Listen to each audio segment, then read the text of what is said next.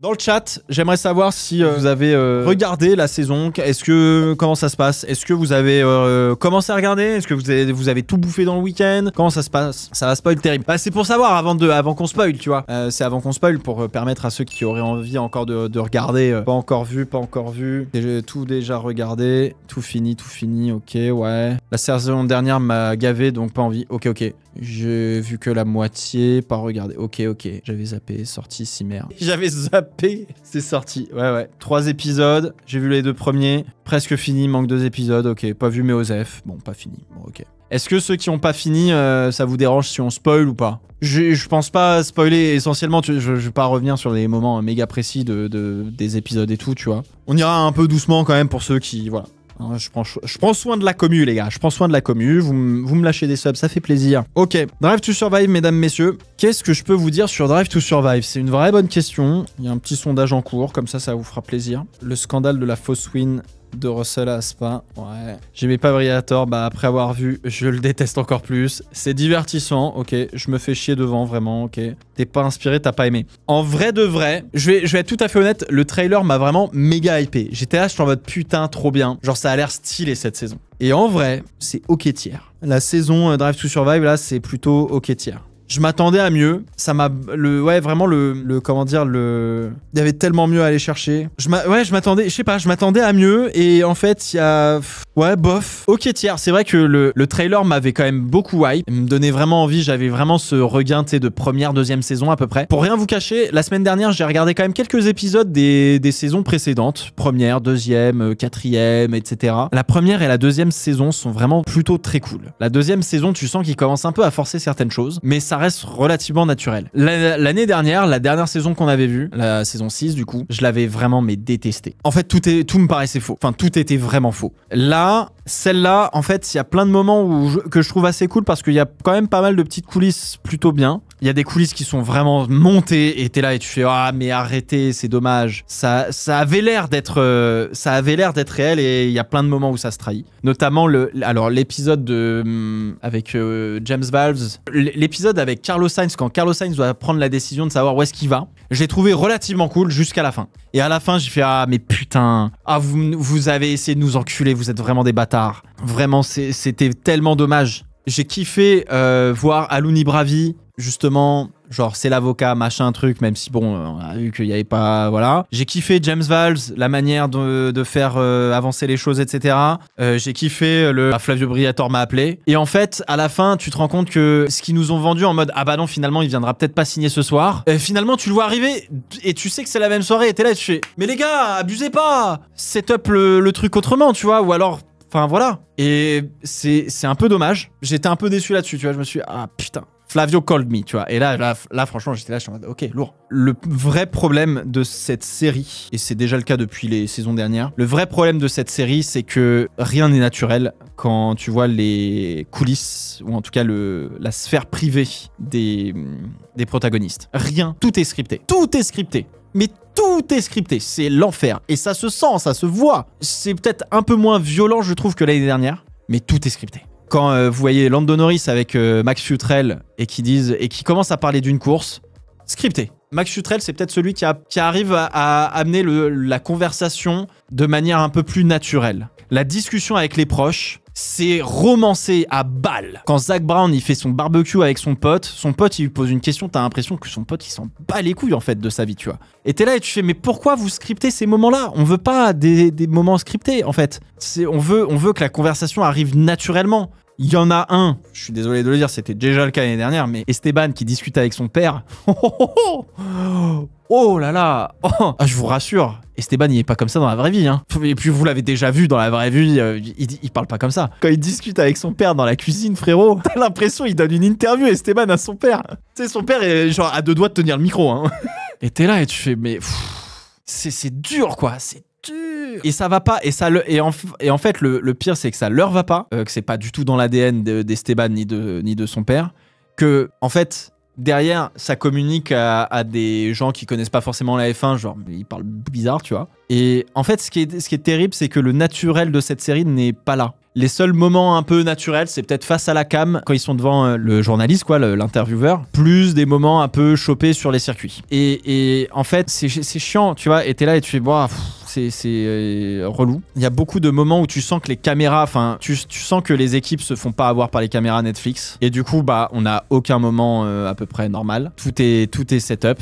Les seuls moments pas trop setup. En fait, c'est compliqué, tu vois, mais les moments pas trop setup, je crois, c'est quand Liam Lawson il se retrouve dans le bureau de Christian Horner, où genre ils font, bon, on a le micro, c'est bon, ça va, niquez vos races, tu vois. Là, je fais, ok, bah ça, c'est du vrai. Et là, tu vois les réactions de Christian Horner, tu vois le body language, etc., face à Liam Lawson et tout. Et tu dis, bon, ok, on a peut-être pas entendu ce qui s'est passé, mais en fait, c'est pas trop grave. On a l'image, on a le truc, tu vois. On voit un peu le truc. Et puis derrière, on peut avoir Christian Horner ou Liam Lawson en interview et il raconte un peu plus à froid, tu vois. Effectivement, ça manque de sans filtre, ça manque d'humanité, de naturel, surtout, tu vois. C'est pour ça, je pense qu'ils ont essayé de faire un truc avec l'épisode de Singapour. L'épisode de Singapour, je suis un petit peu à deux tranchants. Je sais pas encore ce que j'en pense de cet épisode-là. Je suis complètement d'accord avec l'analyse de dire ils ont voulu donner la part libre aux pilotes pour faire ça.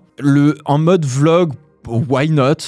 C'est vrai que c'est bien parce qu'il y a quand même des coulisses où tu les sens quand même beaucoup plus naturelles. Ils s'obligent un petit peu à vlog. Bon, il y a des moments c'est un peu poussif. C'était pas mal. J'ai trouvé que c'était aussi une manière de se dédouaner de faire un épisode sur d'autres sujets qu'ils avaient peut-être pas prévus. Je pense aussi que c'est aussi une manière de se dire on commence vraiment à toucher au bout du bout. On commence à être essoufflé de ce format en fait tout simplement. Bref, le format il est essoufflé. Et là on pourra plus le naturel de la saison 1 et 2 on pourra plus jamais le retrouver, tu vois. Mais à part quelques petits moments naturels qu'on chope, c'est dur. Ils auraient pas dû mettre la panique de George. Bah, alors, oui et non. Je suis d'accord, je trouve que c'est un peu too much, mais je suis hyper dans les deux camps en fait.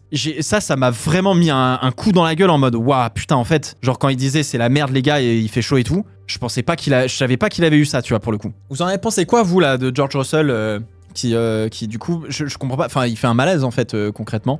Et ça se voit qu'il est tellement marqué par la course de Singapour. Et en fait, tu vois, quelque part, alors ça fait je suis d'accord, ça fait un peu voyeur d'avoir ce passage-là derrière la porte en mode, bah là, il est pas bien, il a besoin de respirer et tout. Et en même temps, tu vois, c'est aussi une preuve que c'est un putain d'athlète, tu vois. Mais moi, là, pour le coup, tu vois, j'ai fait, ah, waouh, ça, c'est du vrai, tu vois. Et genre, ça m'a sorti du truc en mode, oh putain, c'est pas scripté, ça, merde. Oh, c'est chaud. Un peu intrusif, voilà. Mais cool de montrer l'intensité d'une course comme Singapour, ouais. Ça me dérange pas, c'est pas hyper choquant, ça montre la dureté de la course et des courses de F1. Aujourd'hui, dans une société où on est à don sur la vie privée, ceci, machin, faut pas montrer certaines choses, où le moindre truc choque absolument plein de gens, et où, à contrario, t'as d'autres gens qui sont absolument pas choqués, pour qui ils s'en foutent, tu vois. La manière dont ils l'ont fait qui m'a dérangé, mais c'est bien pour montrer que oui, ce sont des athlètes, c'est pas pour rien qu'ils sont là. Ouais. Bah, je sais pas comment ils auraient pu montrer de manière, tu vois, genre autre, quoi. Ça a été suffisamment bien, pas d'intrusion intime. Bah, en fait, la porte fermée, machin et tout, et juste entendre des respirations, bon, c'est là où tu te rends compte que... Je pense, est-ce que ça méritait... Je sais plus si derrière, il y a une interview de George. S'il y a une interview de George, c'est peut-être cool, tu vois, d'avoir un moment où... Quand il reprend ce truc, hop, cut, interview de George et qu'il explique le truc. Il me semble que c'est le cas, tu vois, peut-être, mais je suis pas sûr. Donc voilà. Non, mais ouais, les proches, c'est catastrophique. Les proches qui connaissent pas la F1, c'est cata. Jerry Halliwell avec Christian Horner, bon, c'est forcé, mais bon, ça passe correctement. Esteban et son papa, je les adore, mais c'est scripté. Max Futrell avec Norris, ça passe à peu près. Zach Brown avec à peu près toutes les personnes qui croisent chez lui ou...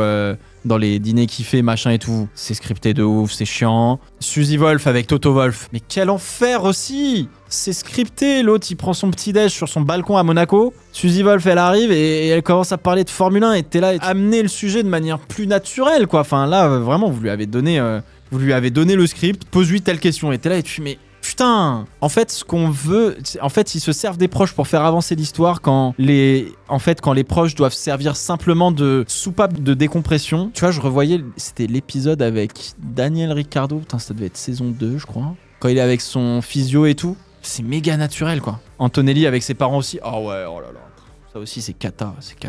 Interviewer les profs, les proches séparément, ce serait juste mieux. En fait, on arrive tellement au bout du format que les gens, le personnel qui travaille en F1 ne veut tout simplement plus rien dire si Netflix est là, tu vois. C'est aussi simple que ça. Et puis c'est pas leur métier au personnel F1 de... Pas au personnel F1, j'entends pilote, team principal et tout.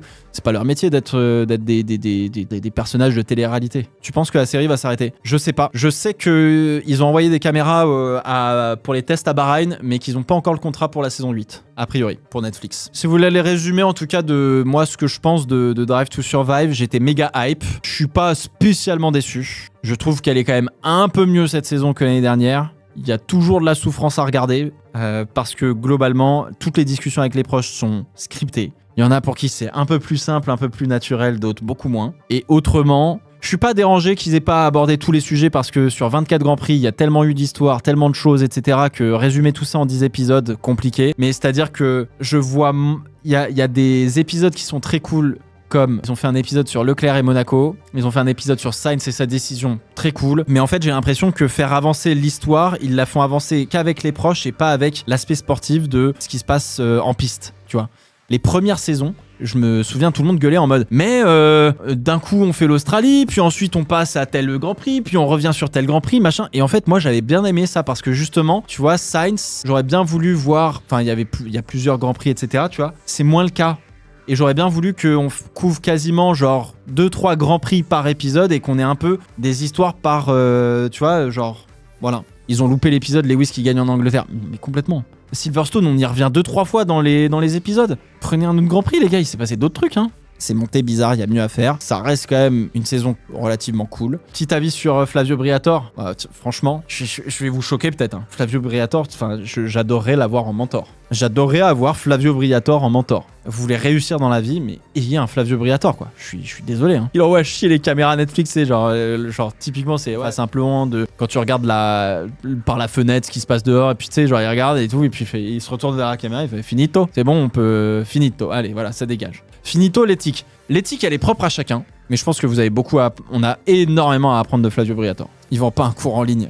Je pense qu'il y a autre chose à foutre. Lui, il veut vraiment faire du pognon, tu vois. Vendre des cours, ça l'intéresse pas. Mais voilà, en tout cas, ça donne... et ça vous montre aussi la série Netflix. Alors, je me rends pas bien compte à quel point c'est le cas ou pas, mais la manière dont Flavio tourne Esteban Ocon comme le méchant de l'histoire, c'est chaud, hein. Il fait bouger les choses. Après le Crashgate, c'est compliqué quand même. Non mais, en fait, ton éthique, c'est ton éthique. Derrière que la personne, elle fasse ceci... Non, on s'en fout en fait. On s'en fout. Oui, bien sûr, il a fait de la merde, mais bien sûr, il n'y a pas de souci. Hein. En fait, je demande pas à un mentor d'être parfait, je demande à un moteur de m'apprendre des trucs, tu vois. Et malheureusement, c'est pas scripté ça. Ah, mais c'est sûr. Briatore, bien sûr, c'est un communicant, mais qui est tellement fort. Il sait tellement bien communiquer. Il sait que Esteban va partir. Hop, ça dégage. Voilà, il fait de la merde, machin, truc, ça dégage. Terminé, bonsoir. Ouais, il a fait une super course au Brésil. Mais regarde, la course d'après, il a fait de la merde. Mais voilà, et c'est normal, c'est le jeu, tu vois, c'est le jeu. Et Briatore, il sait très bien ça. Et Esteban, il s'en est encore une fois pris plein la gueule. Et t'es là et tu... Oh là là là là. Oh là là là là là là. Putain, quand est-ce que ça s'arrêtera, bordel? Mais sinon, Briatore, ouais, dans la série... J'aurais bien aimé le voir un peu plus souvent. Mais je pense qu'il s'en bat tellement les couilles et il a dit non, va te faire. On rappelle que le mec est banni à vie. Non, il a été banni à vie, puis ça a été jugé par la justice française comme quoi c'était abusif de faire ça. Donc il est pas banni à vie. Mais ouais, c'est relou quand Esteban s'en prend plein la tête et tout. Mais j'espère que sa chaîne YouTube va fonctionner et qu'il va réussir à tourner un peu la chose autrement, tu vois. Horner trop présent aussi, c'est abusé. Parce que je pense que c'est le seul qui accepte de faire autant. Fred Vasseur, lui, il s'en bat les couilles. Hein. Il est là, ouais, déjà, je vais parler en français. Il va pas parler anglais. Toto Wolff, il fait le truc, mais voilà. Et les autres, tranquilles. En fait, ce qui est dommage, c'est que, en fait, effectivement, on a ce sentiment-là que Christian Horner est omniprésent parce que les autres teams principaux ne donnent pas suffisamment leur avis sur ce qui se passe aux alentours, tu vois. Et c'est ça qui est chiant, quoi. Il leur faut un nouveau Gunther, un nouveau personnage principal. D'ailleurs, ce qui m'a fait beaucoup rire, c'est qu'aucune trace de Bruno Famin dans Drive to Survive. Il y a Oliver Hawks qui a pop, Briatore qui a pop, Mais alors, Bruno Famin, on va trancher dans le vif. Oh, bah, plus là. Terminé, bonsoir. Ça m'a fait beaucoup rire. J'étais en mode, ah ouais, d'accord, le management chez Alpine, terminé, bonsoir. On n'a pas présenté, on a dit c'est Flavio maintenant, voilà. On sait même plus qui était là, tu vois, mais tu le vois en fond, Famin. Oui, tu le vois quand il y a Flavio Briatore qui arrive à Barcelone, quoi. Globalement, c'est ça. Est-ce que ça me dérange d'avoir trop de Christian Horner? Je sais pas. En fait, ça me dérange pas dans le sens où il donne son avis sur d'autres sujets que sa propre équipe ou sa propre gueule. Donc ça me dérange pas trop là-dessus, tu vois. Il en faudrait d'autres, en fait, comme lui, tu vois. Laurent Mekies, on le voit pas, c'est vraiment dommage. Mais est-ce que Laurent Mekies a envie de passer? Et c'est en fait, c'est tout ça, c'est tout le problème, quoi. Donc bon. Voilà un petit peu mon retour sur Drive to Survive, les enfants. J'avoue, sur la fin, j'étais bon, je me suis quasiment tout tapé en une journée. Et j'étais content que ça s'arrête. Rien sur Aston Martin ou presque. C'est vrai ça. Ouais, vu qu'ils ont pas passé une bonne année, je pense que Lawrence Stroll il a fait c'est très simple Netflix, maintenant vous dégagez. Ok. En vrai de vrai, je pense qu'on est arrivé au bout du format. Moi je serais presque d'avis qu'on s'arrête sur la saison qu'on vient d'avoir ou peut-être sur là celle qui vont filmer cette année à la limite, tu vois, mais stop. Le petit passage avec Febro, c'est vrai ça, c'est vrai. Je vois pas comment il peut rester. Qu'est-ce qu'il a dit? Je vois pas comment il peut rester jusqu'à la fin de la semaine. Bon. Est-ce que c'est la saison de trop? Non, pas encore. Peut-être cette année sera la saison de trop. Je sais pas. Faudra voir. Mais compliqué. Mais en fait, tu vois, genre, typiquement, Lewis chez Ferrari, ça fait 2 saisons qu'on se le tape. Hein. Parce qu'ils en ont parlé en fin d'année dernière, dans la saison 6. Et ils en ont parlé, ça a été tout l'objet de l'épisode, entre guillemets, sur Lewis. T'es là, je suis, mais Lewis Hamilton, depuis 2 ans, du coup, il fait quoi, en fait? C'est chiant, quoi. Tu vois? Là, moi, je le regarde parce qu'il faut le regarder. Tu vois? Je prends pas spécialement... J'avais du plaisir avant de lancer le premier épisode. Chouette, ça va peut-être être bien. Et j'en ressors comme à chaque fois en mode bon, chiant. Donc soit faut changer de format, soit faut tout arrêter. Je sais pas.